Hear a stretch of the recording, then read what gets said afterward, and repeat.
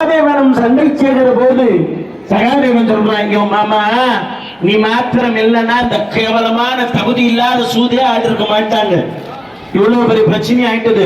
துரியோதனன் நல்லவன் தான், ஆனா அவனை கெடுத்தது ஃபுல்லா நீதாங்க. ஆகையினால உன்னை விடமாட்டேன் என்று சொல்லி சகுனியாவி போமாறு சபத வாய்மை கூடாமை மகிவன் ஏவ வேல் போல வடுவராமல் வேலோட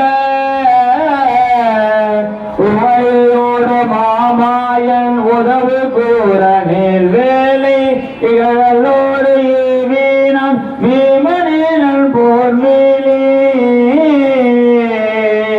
அப்படியாக என் மாமா சகுனி மாமா உன்னை என்ன செய்யறோம் பாரியா, அன்றைய தினத்திலே சட்ட சபையிலே நட்ட நடுவிலே நான் செய்த சபதத்தை இன்றைய நிறைவேற்றுகிறேன் மாமா என்று சகாதேவனன் இந்த சல்லியன கேடயத்தையும் வாழையும் எழுதி சண்டை செய்யறாங்க. சகாதேவன் என்ன பண்றான், சகினுடைய கழுத்தையே வெட்டி கீழே தள்ளிட்டான். சகுனி மாமன் மாண்டு போனான்.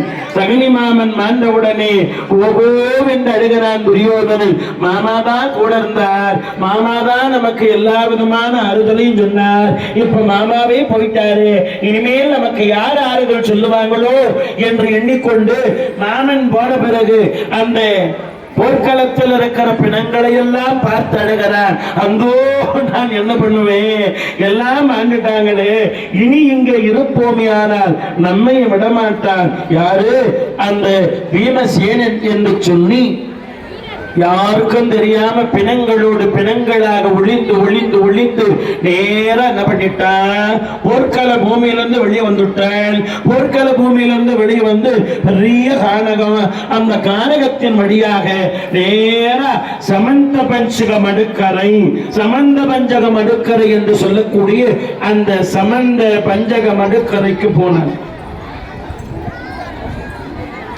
அந்த சமந்த பஞ்சக மடுக்கரைக்கு போனதுமே துரியோதனன் அழறா. சிறிது நேரம் மாமா மாமான்னு அழுதுகிட்டே வந்தான். இப்பொழுது அழுது கொண்டிருந்த துரியோதனன் திடீர் என்று அருகே நிறுத்திட்டான். அயனிடை அசுர குரு பெற்றலுற்றது